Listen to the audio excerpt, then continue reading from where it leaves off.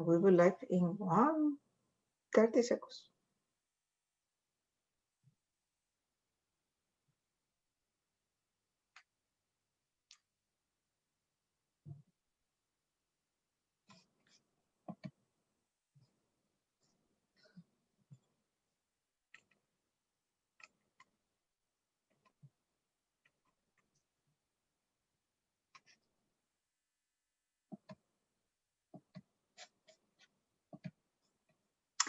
Hello, everybody. This is Dean Morote from John Jay College of Criminal Justice, and we have a distinguished guest today, a social entrepreneur, Dr. Michelle Gantt, and she will tell us her story about, how to become an entrepreneur.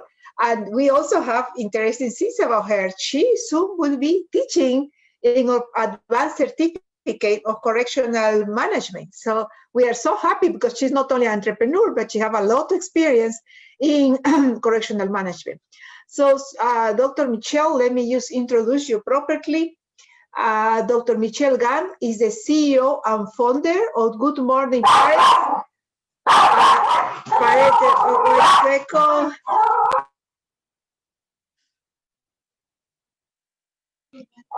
Dr. Michelle, could you please tell us about yourself? Yes, the dogs are very excited too, so that's wonderful. So my name is Dr. Michelle Gantt. I am the CEO and founder of Good Morning Parents. First, thank you so much for this amazing opportunity. I always look forward to sharing my passion and commitment with others and encouraging you to partner with us, learn about my journey and how you can assist and what you can do to be a social entrepreneur and how we can make changes together. Good Morning Parents is a result of my experience beginning as a New York City teacher, and teaching second grade was my favorite for my teachers and my educators. Second grade was my favorite, but during that time, I had over 30 children in my classroom, and it was very difficult for me to meet the individual needs of every student. So at that time, I realized the important role for parents and teachers to partner together. So that's where my journey began. And then I had the amazing opportunity and different turn of going in to be a correctional officer in a federal facility, which started another journey. You never know how your passions and your experiences will lead you to where your next steps are. So that opportunity, when I first started, said, what am I doing here? But sometimes you never know, but you're growing in your steps and things are building. And so I had an amazing opportunity to become a parenting coordinator inside the federal facility. That's where my love and joy began. And I said, this is what I want to do. At that time, I didn't have any children. I was still young, but I took the challenge. For those of my educators know, we made a classroom or a lesson out of anything you give it to us to teach. So we had the opportunity to do that.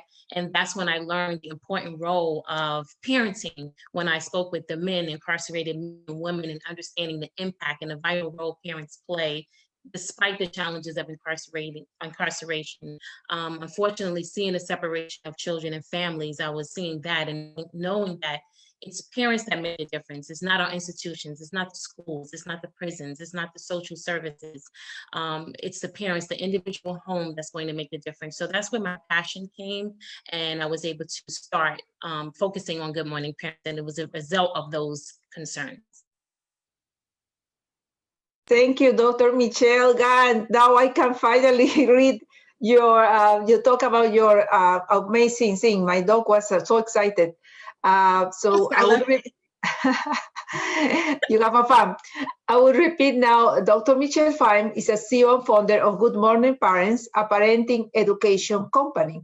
She is also an employee, developer, manager, and family reunification coordinator in a New York City federal prison. She is dedicated to a field parenting, education, and re-entry.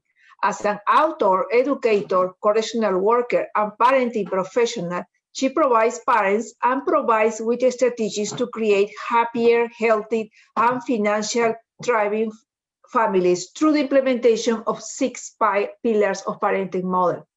This is amazing. You know, you're working with people who that are incarcerated, but at the same time, they're parents. I think that was part of your inspiration.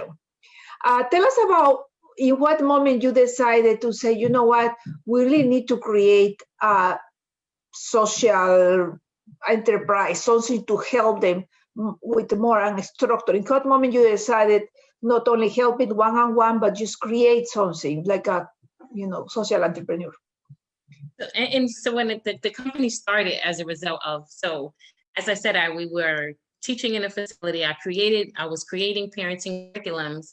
And while I was doing that, even if I said I wanted to go out and market this or have people partner with me to look at these 6 areas that I thought was so important, communication, love, education, family fun, financial literacy, discipline. So when we're looking at these areas, I said the best way for the world to listen to me is if I go back and get my doctorate. This is a research-based study, and that's where I met you. And so I said, if these 6 things if I can use my dissertation, and that's when I brought it there to say that this really works, this really makes a difference, the world will listen. It will make a difference. People like to see research. People like to see this, did this study work? And so that's when my love came from certifying the program, basically. And so I took it, I took that to school. And then as I was in school and working on a dissertation and growing, it became Good Morning Parents. And why did I say Good Morning Parents? Because I said it's a wake-up call for parents, all parents, not just incarcerated parents. Because even though these parents are in prison, we have parents in home trying to say, how do I show my children love? How do I discipline? What's the best way for me to educate my children? So it's for all parents. I think it's amazing. I still remember when you said, I want to do a dissertation you have a theory, you create a program, and you wanted to test the effectiveness. It's not just, okay, let's do that, but you actually were testing if that was effective. And you tested with a hard population. I mean, when you say, I want to test with my students are people who are incarcerated, and I want to teach them how to be parents. I said, what do you mean they don't see the kids? I said, yes, they see, they can talk by phone. You give me all these options. I was like, wow. And the interesting thing is when this, because you did pre-test, post-test, the whole experimental study, you actually found that even with people who are not physically present, your plan, the curriculum that you created was very effective. Tell us about something I was really impressed is when you say, I want to teach them how to manage finances and how they can teach the kids how to manage finances. It's so important, and a lot of people forget about that. Tell us a little more about that. Well, when we talk about financial literacy, growing up, as society will call it, in the hood, you will understand and see the impact. But one thing I say is you don't know what you don't know when you don't know it. So we don't really teach our children the importance of financial literacy. But as we know, financial literacy leads us down this path, unfortunately, when we're not prepared for incarceration or not having enough money or not knowing how to take care of family or not spending money wisely. So I knew the impact of finances and how this impacted how children and families were being raised, how these children were growing up as adults, not being able to teach their children the right thing or invest in the right thing. So my goal was to save, earn, and spend money wisely.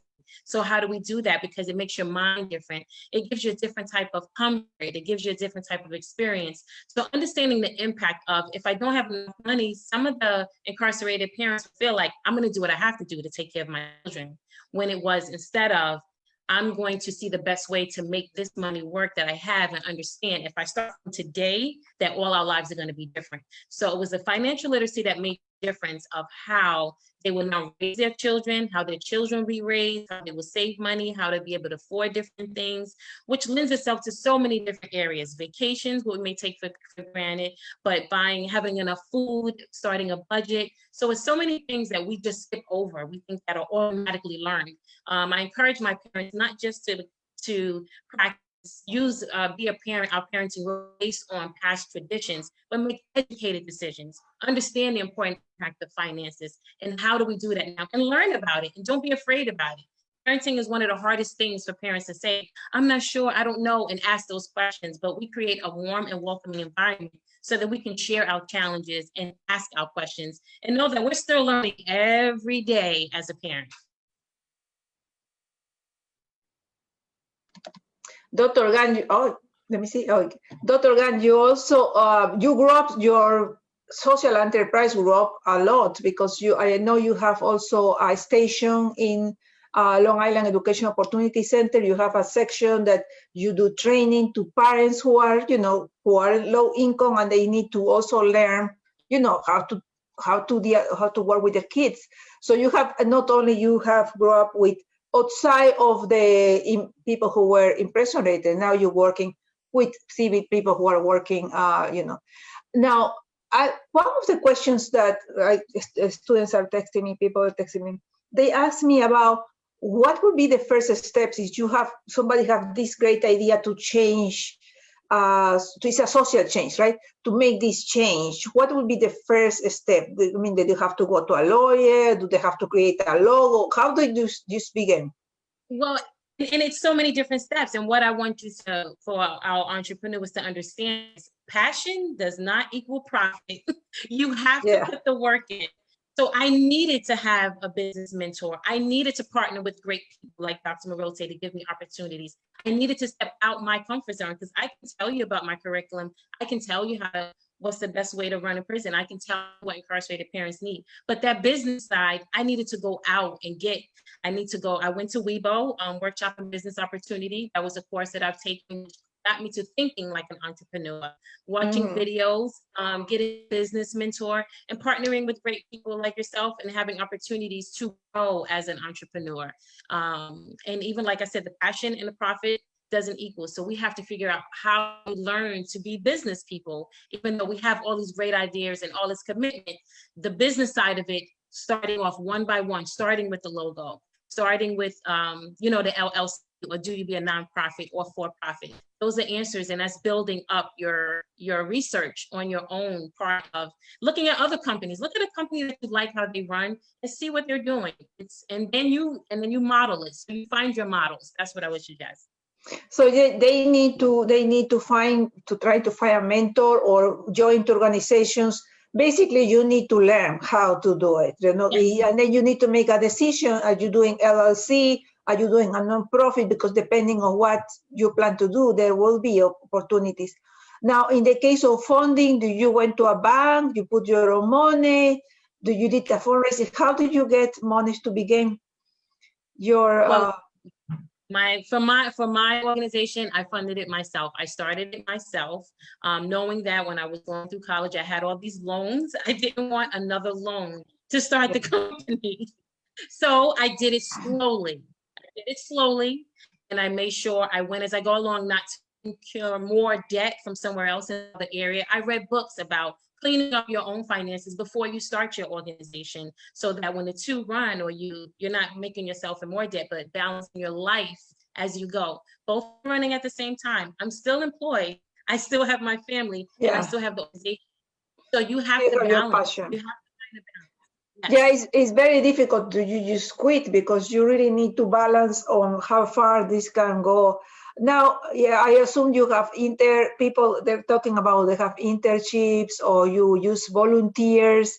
How do you manage? I once was a president of a chamber of commerce, and I remember it was hard to manage volunteers, because really people are there because they like it, they want to help, but it's different that you have a salary. How do you manage your volunteers? I have the amazing opportunity. The end is just when you bump in with the right people, when you have the right partners, it works. Surround yourself with great people. I have an amazing internship coordinator, Megan Wing, and without her, I would not be able to do it. We work together, we balance together. And one of the things I say about the volunteers that come on, the interns that come on, regardless to where you are, as long as we all share the same commitment, and I tell these young adults that we share the same commitment of making a difference with children and families, that's the most important element to me, because everybody's not going to have the same skills. Everyone is not going to have the same goals, but when you allow them to contribute in an area that they're comfortable with, it's not work. It's not work to them, and it's not work to me, because I don't have to stay on you and say, are you doing this? Are you doing that? We have a conversation where we're all growing together. And so they get an opportunity. I tell them this is their first professional network. We have a lot of young adults that work with us. This is their first professional network. So how do we grow together as a group? And let me tell you, they give me such hope for our next generation, They're so committed and they're so excited. These young students really help me and the organization to grow, because you can't do it alone. It's very difficult to do it on your own. So I encourage you to surround yourself with good people. And I've been through a couple of bumps and bruises. I've been through different partnerships or trying with different people, and it just didn't work. But the passion keeps waking me up. The passion keeps making me go. And so it's something that I just can't get rid of. But you keep bumping until you find the right people and form the right circles. That's very good, because I know managed volunteer is one of the most difficult things. And if the people are willing to learn, you need to go to organization humble and willing to learn, and that would be the first step. And here seriously, this is how many hours we will dedicate it in this, and this is how much you will learn. And as you say, I like that you say this is your first social network, because everything really is networking. All of this is networking. You really need for the students, for the future social entrepreneurs, really, you have to put that in your to-do list. If you want to be a social entrepreneur, you have to be willing to go to places, to go to expos, to go to, presentations. So how is your life doing that, presentations or expos? How do you show marketing or show what you're doing as in Good Morning Parents? Well, marketing is basically, of course, everything now is virtual. So it was another learning step, because as you said before, that we have the site over at the Long Island Education Opportunity Center in Hempstead. So we were able to go there. Parents can come. We have a parenting resource center, but now you can't do that right now. So we have to figure out, how do we increase our virtual presence? How do we do that? So we just had our first online workshop. And so now we're trying to engage with parents online. How do we teach them to still enjoy as a family online, make those connections with our partnerships? So it's always a learning journey as you go. So this is our next step in trying to figure that out. So on social media, of course, on still scheduling meetings, how do we market with other institutions? So that's exactly where we are now. So I'm sharing your Good Morning Parents page. Oh, they have grown up even more. I haven't seen that in some years. So, oh my God, it's beautiful. Dr. Gantt have materials that have created. So she actually arrived to the place and fill it out, and you can feel it really inspire you to be a good parent and create those behaviors. This is a lot of work. I mean, I can see just Monday Matters, the flyers, the materials that people can come and buy. And you also have training for the community, workshops, events. This is amazing. I just want everybody to see, what we are talking about. So tell us about your first, when you start doing your logo. So the first time you say, oh, I want to call it Good Morning Parents. So how do you just walk to somebody that is in the first time to put a name to what they want to do, to decide the logo, and to decide to do the pitch, and the famous 3 minutes speech that you have to do to convince people this is a great idea? Well, the thing that you do is you keep working through it. It's kind of like a bump and a bruise. They always say, practice in the mirror, practice with your friends and your family. Don't be afraid. And that's the one thing going into the certificate program from Workshop and Business Opportunity. It took us from the beginning. When you're deciding your logo, what do you want people to see? What do you want it to say? So like if you see in my logo, I use it's like a silhouette, like looks like the sunshine, because I want parents to wake up and be excited about parenting. I want this to become like a hot topic. I want every day to be new. So when you look at the logo, you'll see that it's the sun rising, because we want it to be different. We want parenting to look at different. Our goal is to prepare, educate, and excite the world about parenting, not see it the same way based on old traditions. And Good Morning Parents was, let's wake up, let's do something different. And so that's where the good morning came from, because we start every day new and we wanted to be different. And so the family was just a group of family, just showing differences of us walking and just being together as a group. So that's how the logo came about. And that's how the name came about. It all just kind of went together at the same time. It grows and it changes over time.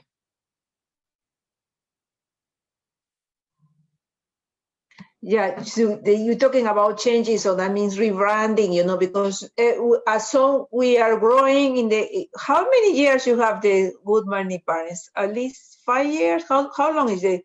Well, How it many? became, and that was the thing. And for those of us that will have to work and go to school, it actually started. Like I remember just putting the company down just when I was about 20, and it's about 10 years now, Wow. because one, I was still going to school. So I said, okay, let's work it through this way. So that we work through the school. I'm still working at the same time. I'm still being a parent and growing and getting married and having children, all of that in between.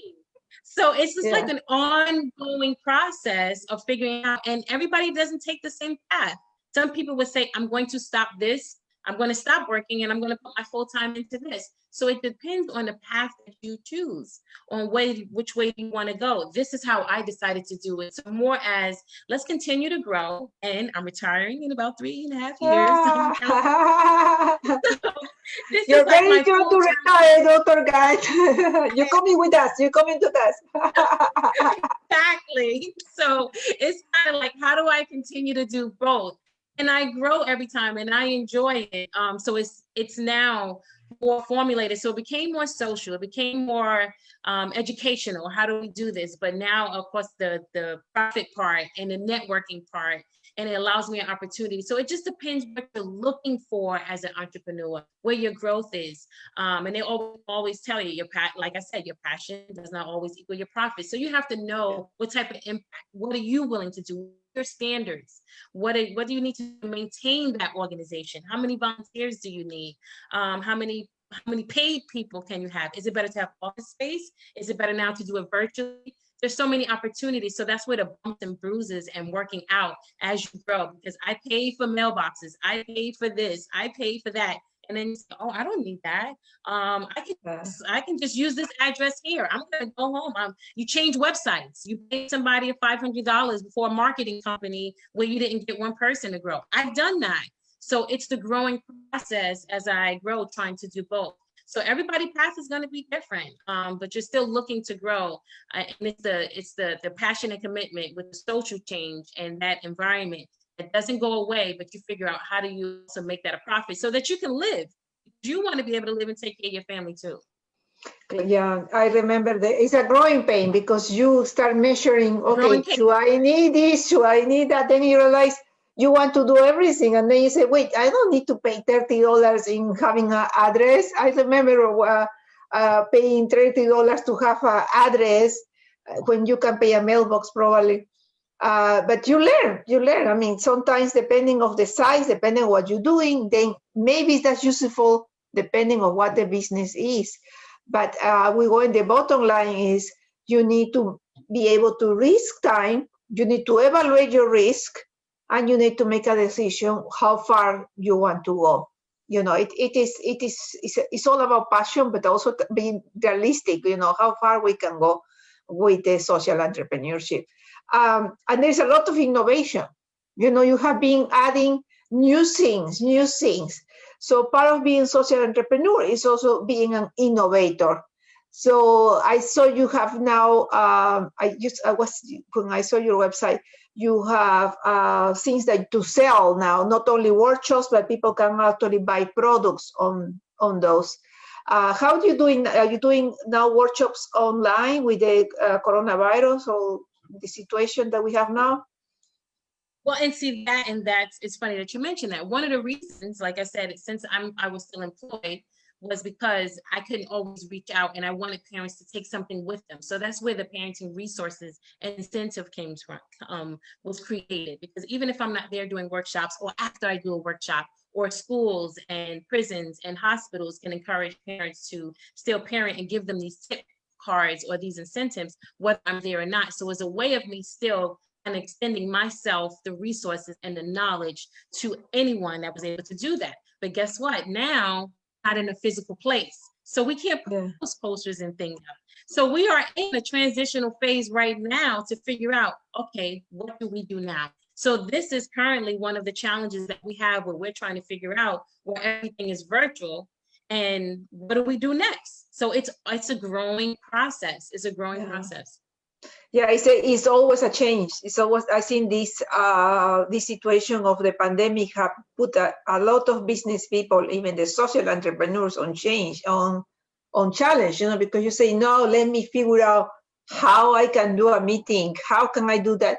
And you can see even with the Zoom have grown up so much. Now you have games and activities that you can do because they try to be as most creative as possible. Like right now, we're doing an interview and you're at home, my dog is barking. So it's about the growing. I'm so excited to have you, Dr. Gantt. Let me see, I'm so excited I didn't even read it. Oh, here is one of the questions is there is a good time to close the business? In what moment you say, okay, I'm not doing it, you close it? And that depends on your goal. It depends on your goal, especially if you feel like you're just putting money, you're just tired, you can't do this anymore, then you got to get out. Then you have to get out. You have to figure out what is your financial goals. How do you maintain your organization? How do you maintain yourself? Especially if you're not employed, and that's the great benefit that I have. So it doesn't take away because I'm still getting a paycheck. But you have some people who prefer to go full-time entrepreneurship, full-time to do this. And it just depends on your path. This is the path that I chose. But if you're not working and this is your sole income, it is an income for you, and it's work day and night. There's no backup money when no one is not coming in. There's no backup money. Now the place that we have just closed. So you have to figure out, is this helping me to maintain the balance of life that I need for myself? You cannot give so much of yourself that you can't live and survive and take care of your family. You have to find that balance and watch it and be mindful of your finances. Understand, you may need a financial literacy coach. You have to understand the process of the business. So it's a learning challenge in so many different areas. So, and it's going to hurt a lot more. So you have to understand, what is my balance? How much do I need? Where am I getting funding from? How much do I need? Not projected for this year, especially for those who are working on grants for the next year before that, for the next year after that. Am I able to take that pressure of, am I going to get refunded? Will I be able to do this again? Will somebody pick up my grant? When I'm competing against other bigger agencies, you have to be prepared and ready to do that. Do I have a grant writer on my team? Am I able to compete with these other places? Those are the questions that you have to ask yourself. So how do I encourage entrepreneurship? I think is the best thing, but you have to find a balance of continuing to sustain yourself. Well, sometimes when we're committed to these areas, we give too much of ourselves and we fall apart. So you have to find that balance of giving to others, but also balancing your own time and your own families at the same time. Because I could be a great divorce counselor or something and give you all this information. But if I'm not taking care of my family, I'm going to be on that list because I'm not taking care of them. So you have to find that balance. I can give all the parenting advice and go out there and then come home and not be happy. But this is my practice place. This is my home. Home comes first, and then we incorporate everything. Because when you have a happier life and when you're more secure financially, emotionally, you're able to give more. And I think that's my gift from God that allows me to find this balance, because I contribute back to my community, my family, myself. So it allows me to give more every day.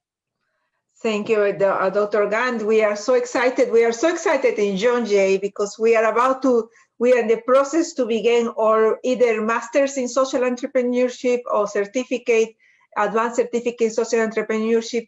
Probably by next year, we have a surprise for our students.